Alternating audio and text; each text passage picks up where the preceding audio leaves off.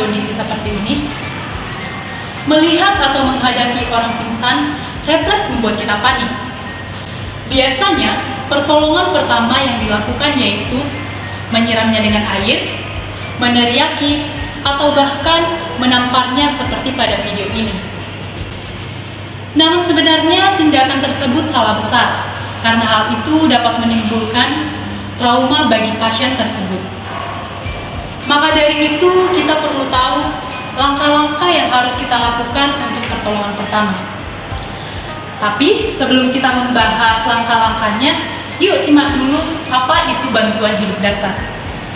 Bantuan hidup dasar adalah pertolongan pertama yang dilakukan kepada orang yang mengalami penyakit atau trauma yang mengancam nyawa, baik itu henti jantung ataupun henti napas. Henti jantung merupakan penyakit nomor 1 yang paling mematikan di dunia. Menurut American Heart Association, setiap 2 menit terdapat 1 orang yang meninggal akibat penyakit ini. Pada henti jantung dan henti napas, transport oksigen ke otak akan terganggu, dan tanpa asupan oksigen ke otak selama 4 menit, sel-sel otak akan mulai mati. Kematian bisa berlangsung pada 7-10 menit. Oleh karena itu, setiap orang harus bisa melakukan bantuan hidup dasar, karena hal ini sangat berpengaruh pada keberlangsungan hidup seseorang.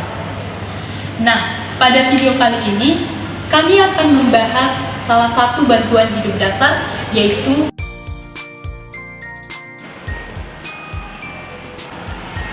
Baik, selanjutnya adalah pengertian dan fungsi dari CPR atau RGP.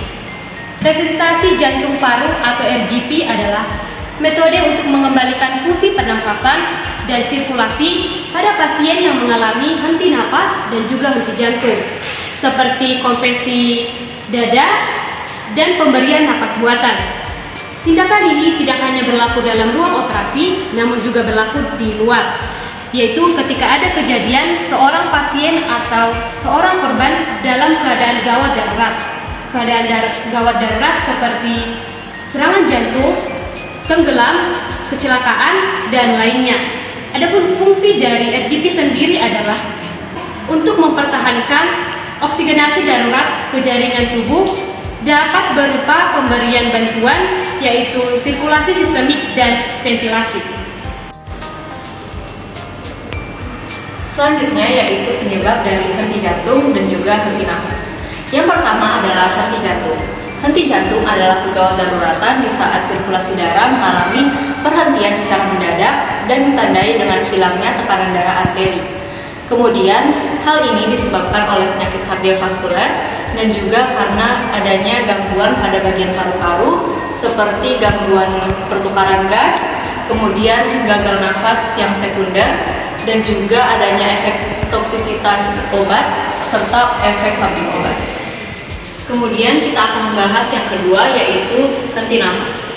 Henti nafas adalah akibat dari kegagalan sistem respirasi dalam melakukan fungsi pertukaran gas yaitu oksigenasi dan juga eliminasi karbon dioksida.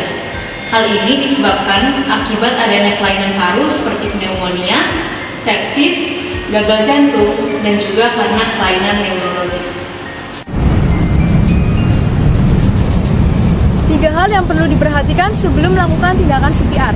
Yang pertama, perhatikan lokasi pasien. Pastikan pasien berada pada lokasi yang aman. Jika pasien berada pada lokasi yang berbahaya, seperti misalnya jalan raya, segera pindahkan pasien pada lokasi aman terdekat. Kedua, periksa tingkat kesadaran pasien. Untuk memeriksa tingkat kesadaran pasien dapat dilakukan dengan memanggil atau menepuk bahu pasien secara perlahan-lahan. Bila pasien tidak memberikan respon, baik melalui respon mata, jawaban, tangan, atau bahkan batuk, segera melakukan pemeriksaan nafas dan denyut nadi pasien yang dapat dilakukan di pergelangan tangan atau leher. Pemeriksaan nadi dan nafas dilakukan secara bersama-samaan secara cepat, dilakukan selama 3 detik. Yang ketiga, hubungi ambulans. Jika pasien tidak memberikan respon, segera hubungi ambulans supaya penolong dapat memberikan tindakan CPR segera mungkin. CPR dapat dilakukan jika pasien sudah responsif.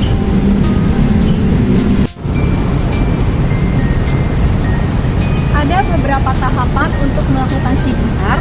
Yang pertama, baringkan tubuh pasien di tempat mendatar dan keras. Dan kedua, posisikan diri Anda di samping bahu dan dada pasien. Yang ketiga, letakkan tangan Anda pada dada tengah pasien, tepatnya pada sepertiga tulang-tulang dada, dan lakukan tangan Anda seperti ini. Yang keempat, lakukan penekanan dada pasien sebanyak 100-120 kali per menit atau bisa 1-2 kali per detik. Yang kelima, lakukan penekanan pada dada pasien dengan kedalaman 5-6 cm. Ini adalah contoh tindakan untuk melakukan penekanan pada dada pasien. Perlu diperhatikan pada saat melakukan penekanan tangan, Anda harus sejajar dengan dada pasien dan lakukan penekanan dengan cepat dan keras. Yang keenam, melakukan membuka jalur nafas. Dengan cara, Anda perlu mendongakkan kepala pasien dan meletakkan satu tangan di dahinya. Kemudian, tangan lainnya untuk mengangkat dagu secara perlahan untuk membuka jalur napas pada pasien. Yang ketujuh, pemberian nafas buatan. Ada beberapa langkah untuk memberikan nafas buatan pada pasien. Yang pertama, letakkan mulut Anda di mulut pasien atau di hidung pasien dan berikan bantuan nafas, lalu jepit hidung pasien untuk memberikan nafas buatan pada pasien. Yang kedua, berikan nafas buatan sebanyak 2 kali kepada pasien. Yang ketiga, perhatikan dada pasien. Apakah dada pasien terangkat ketika seperti bernafas? Dan yang terakhir, kompresi sebanyak 30 kali jika tanda-tanda bernafas tidak ada. Penghentian CPR dapat dilakukan apabila sirkulasi dan ventilasi timbul secara spontan, kemudian resusitasi diambil alih oleh yang berkompeten. Jika pasien tidak sadarkan diri, pernafasan masih kurang dan mengalami dilatasi pupil selama 15 menit hingga 30 menit. Kemudian apabila penolong merasa kelelahan, maka tindakan ini dapat dihentikan. Apabila CPR berhasil dilakukan, di mana pasien mengalami nadi dan juga pernafasan yang sudah aktif, maka pasien tersebut akan diberikan posisi pemulihan.